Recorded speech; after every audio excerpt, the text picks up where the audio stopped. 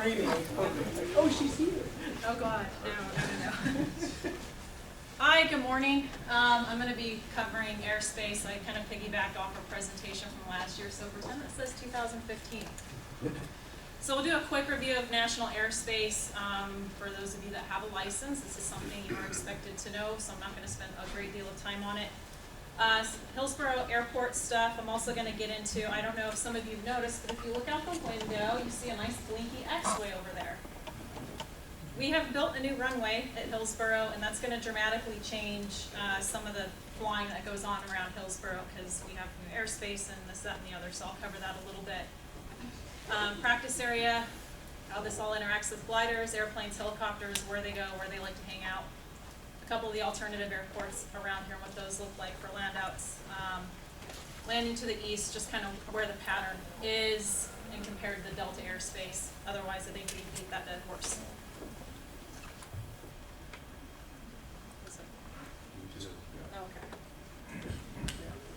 Okay.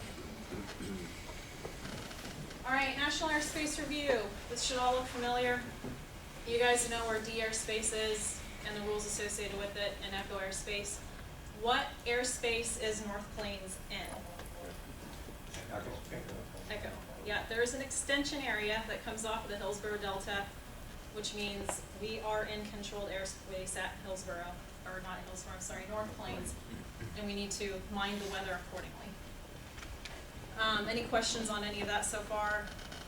What does Class Echo airspace really mean? You said mind the weather. Yeah, so Class F airspace has different VFR weather avoidance requirements versus Class Golf. And especially being that it's a surface area that is Echo airspace, you cannot be VFR underneath the ceiling that is less than 1,000 feet or less than 3 statute miles of visibility. Whereas if you're in Golf airspace, that's dramatically different. Yes, please. If we have a day where it's foggy here and the field is IFR at Hillsborough, and severe clear at North Plains, can we call tower and ask for a special VFR for takeoff? If you think you need special VFR to maintain your weather, yeah, you can do that. In fact,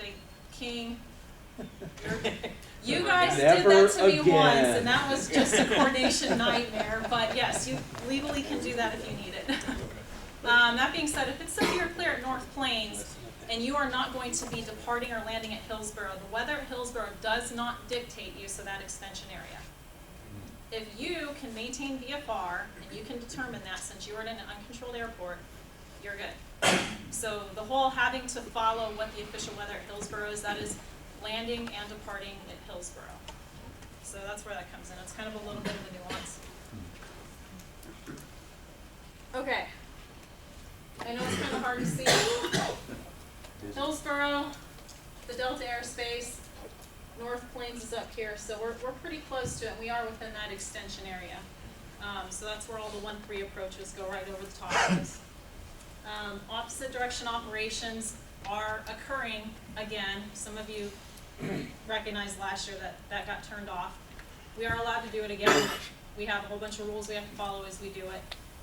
But you can expect to see aircraft periodically on the approach to 1-3 into Hillsborough, so just keep your eyes open for it. It won't be as much as it used to, but it'll happen. Oh, so they could be doing a practice Yes. Yep. ILS approach. Yeah. You're not going to see it as much as we did before they turned it off, but we do have provisions to be able to run that at Hillsborough again, so it just started about a month ago. All right, so some of the approaches that go into Hillsborough are the ILS to runway 13, the RNAV to 13, the NDB Bravo, which I don't imagine you're going to hardly be seeing at all as soon as that parallel runway opens for a variety of reasons. The RNAV to runway 31, the missed approach, goes straight out, pretty much runway heading. Departures that will impact operations at North Plains are the Scapo departure off of 31, because that's essentially runway heading before they make a slight turn to the northwest. Even the other runways are going to turn that same direction and intersect. They're going to get a heck of a lot more altitude before they get there. I would say the 3-1 is the most impactful because they're starting out lower. And Portland will generally kind of vector them sooner on any of the other runways when they happen. The Chisholm departure as well, which is the jets will fly that. One of the initial turn points that happens on that departure is pretty much right over the greenhouses. I was conducting a lesson with somebody last year and said a very close hello to one of the Nike jets flying it. They fly it a lot. Just be aware that it's a very congested area. I've been in a couple meetings with our tenants here, the jet pilots that fly these, and have made them aware. This is a really popular glider area. Most of them don't have transponders. Please keep your eyes open because your TCAS ain't gonna see them. So Scaffold is planes going north, north and northwest, yep. and Chisholm is planes turning to the left that are heading south. Yeah, so it's a southeastbound departure. It's essentially a very wide left-down departure off of freeway.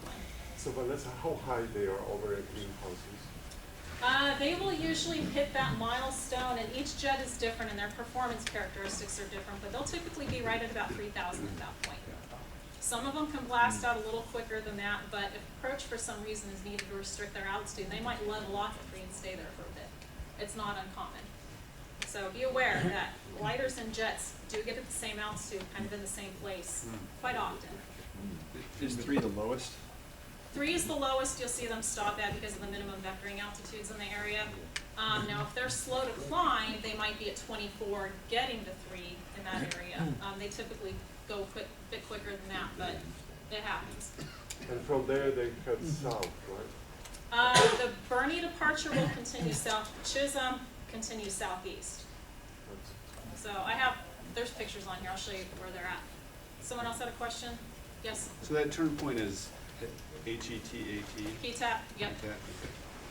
So, yeah, if you guys want to put it in your maps, the name of the fix is H-E-T-A-T, P-TAP. If we were monitoring Hillsborough, would we have them announce Scafo or Chisholm? Not necessarily, no. That's pretty much internal coordination between tower controllers and approach controllers. That'll be on their So unless you tap flight, their phone line, you won't know. well, it'll be on their flight plan. Yeah, if you were monitoring, you might hear towers say, jet such and such cleared for takeoff, and that would be your only indication. You might also hear tower call traffic for that jet, which would be something like, jet so-and-so cleared for takeoff, traffic 2.5 miles west of the field at 1500 climbing. So they know that they're going to be watching for that traffic, but they don't know about you. So if you hear a jet taking off, you should assume that they're going to be on one of these two patterns, because these are especially the Intel jets. If you hear tech jet, High you hear tech, the phrase change. tech jet, or you hear, what's the Nike call themselves? Tech Jet is no longer, they're high tech now. High tech. They changed companies. No. But yeah, Nike, they're all a variety of just November numbers. So there's one Kilo Echo because hot spells Nike on their tail. There's also 1972 November because that was the year they were established, 1972, and for Nike. And the rest of them are usually 4 numbers that if you were to look on a telephone, it spells Nike. So there you go. A bit more information than you needed, right? Oh God, I think they're up to 5 now, maybe 6. They're all Gulfstreams. They're very pretty. You might point out that I've seen them at 3,000 to 4,000 feet, just slightly south of the greenhouses, and their heads are down. They're not looking for you. No. They're inside the cockpit looking down, Yeah. and you've got to watch for them. They're not watching for you. Yeah. I can tell you with the jets that operate at this airport on a regular basis, we have TCAS resolution advisory events on a very regular basis because of the volume of GA traffic around here. The only thing that will set those TCAS resolution advisories off, though, is another transponder. So if you are on a glider with no transponder, that TCAS cannot see you, and the visibility in those jets is extremely poor, and they probably cannot see you. So you guys need to avoid them because they can't do it to you. Yes? Transponders heavy or expensive? Yes. Yeah, it's an expense thing. It's a battery power thing, which is why a lot of gliders won't use them. Any more questions on that? How frequent are these departures? Oh, they're regular. Regular? We have a lot of jet users here, Right. and I would say 90% of them are flying either the Chisholm or the Bernie departure, which puts them over that fixed called PTAP. So, very congested piece of airspace right there. The green and yellow lines you see here are mostly Hillsborough, now Aero Academy. A lot of the routes that they are going to be transitioning in and out of the Delta airspace. So, right here is Hillsborough. It's kind of hard to see. Right here, the red line is the extended center line for 1-3, or 3 want to hear the party. This is North Plains right here. So you can see if they're doing an approach to 1-3, how very close that can get. And how high are they there? They're about 4 miles out. They'll typically be about, I want to say 1,700 at that point. Now, if they're flying a non-precision approach, they can be dramatically lower than that. So there are a variety of altitudes you might find these airplanes at. So don't bet that they're following the glide slope. A, they're training, they're learning how to do that, and they're going to be off a little bit. B, if they're flying what's called a non-precision approach where they do not have glide path information, they're all going to fly a little bit different. You know, someone who's on a non-precision approach might decide immediately to kind of dump it down to the minimum descent altitude, which is quite low. 1,600 is minimum descent in that area. On the NDB Bravo, if they happen to get to fly that, they could conceivably be at 900 feet right there. It's pretty unlikely, but they could legally be there. So just be aware of that. Vanessa, is there a departure route that takes them just to the right, to the east of Pumpkin Ridge? I've been up there and you watch guys come up and they will come right through that area. Scapa departures, you'll see them there, because as soon as approach gets radar coverage with them, and if they're going to be flying a route that's northeast, they're going to vector them early off that departure. And they're about 3,000 feet when they Yep. get to Pumpkin Absolutely. Ridge, so watch for them. No, very congested piece of sky. This green line right here is a helicopter typical route. So helicopters that are going to come in and do some of their pattern work to the north side of the airport. This is pretty much exactly the route they're going to follow, and the controllers will often ask them to exactly follow it to stay out of the fixed wing traffic. They are usually going to be roughly about 800 feet when they do it, which is kind of about what we're flying around here in the pattern, if you're having to extend or something like that. The helicopters, I think they usually try to aim for the town here. Some of them might want to join it up a little bit early. So I had a conversation with the helicopter flight school a week ago, and they are going to be joining Highway 26 east of the Glencoe intersection at all times. Okay. What speed are those helicopters closing at? They're usually going about 60, maybe 70 knots or so. They're typically in that range. So kind of obsessed with speed. The yellow lines are kind of the in-out routes for the fixed wing traffic going from to the west and from the west. So when they depart, they're usually going to stay about right here going west, which is going to put them, I think the greenhouses on this picture, are they right here? This is below the yellow line. Yeah, they're kind of right in this area, so you'll see a lot of fixed wing guys kind of travel through there. Most of them know when the gliders are active, because it is put on the ATIS here at Hillsborough, and they tend to deviate a little bit south of that. Mike has been very kind to keep them well informed of that whole thing. Right here, this is the way that they typically come in when they're going to come back to Hillsborough. So, very congested piece of sky right there. Kind of show generally where the West Strat practice area is. Yeah, we're going to see Way- that. There's a way it's a blown out picture Okay. on that. Ask and you shall receive. So this red box is generally where most of these guys hang out for the West practice area, where they do a lot of flight training. It does have a frequency specifically designated to it. A lot of you know what it is, 122.75. And if you've ever been out there on a nice day, it's sometimes busier than the tower frequency here. So everybody's constantly talking on it. This little yellow box here is kind of our little practice area. So if it's a no-lift day and we're doing lots of student training, we tend to hang out about in this little area here. So lots of overlap. Chisholm departure, right here. The Scapo direction here. So you can see they all sort of overlap with each other.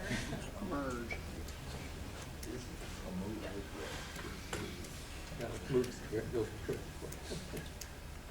right, our two alternative airports in the area. So North Plains up here. Which one's that one? Which one's that one? So if you guys notice, this is the border of the Delta airspace right here. It's right on the border. So I mean, I guess technically if your wheel's down here, you don't need to call the tower for transmission. A border or a landmark I use to ensure that I am staying out of the Delta airspace. Gordon Road runs right here. If you stay west of that, you are good. If you find yourself east of that, depending on where you are along it, you might be in the airspace without talking to ATC.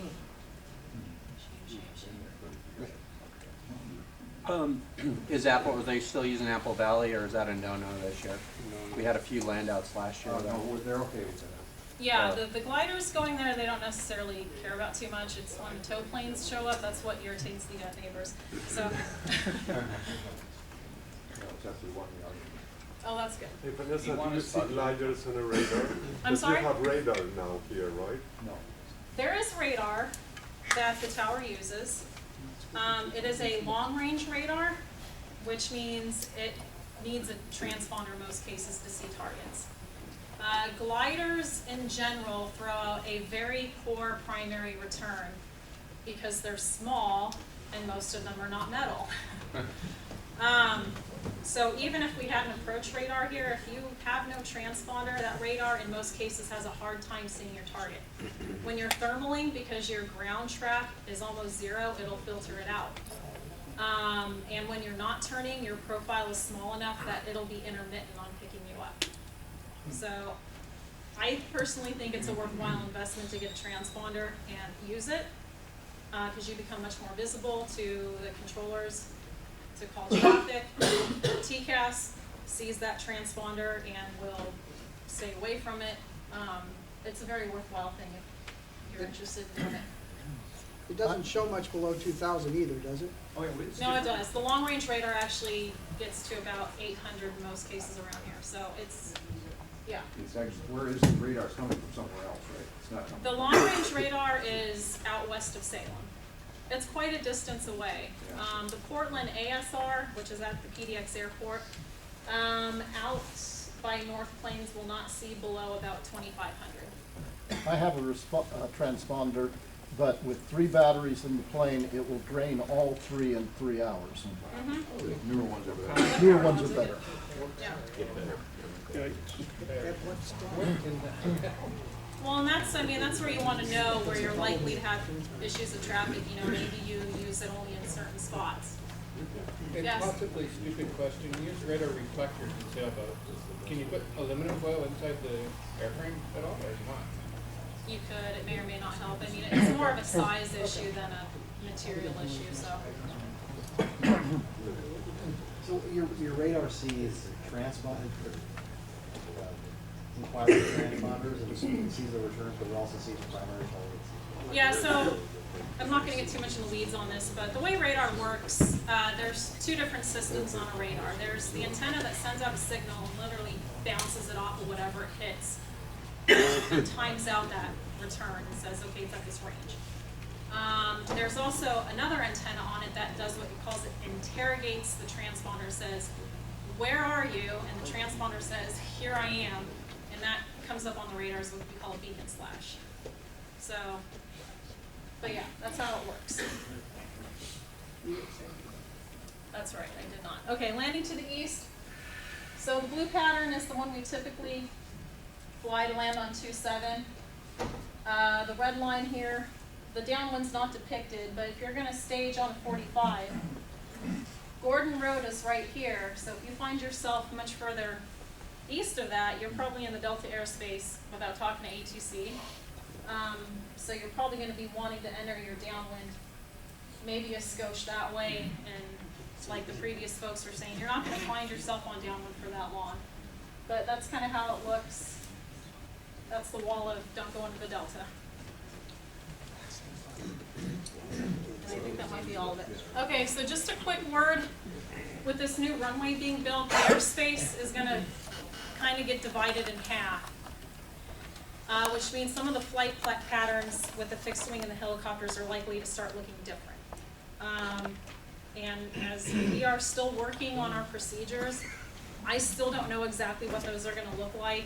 As soon as I know, I will probably start posting things onto the bulletin board to keep everybody informed of what's going on. When is it gonna be completed though? The runway is complete now. It is due to open at the earliest on April 30th. Oh, wow. So we're a little over a month away at this point. A lot of us have been frantically scheduling training and this meeting and that meeting and the other, so we've been very busy in the tower trying to deal with this. 3-1 left is gonna get rehabbed this summer. Well, that's news to me. Okay.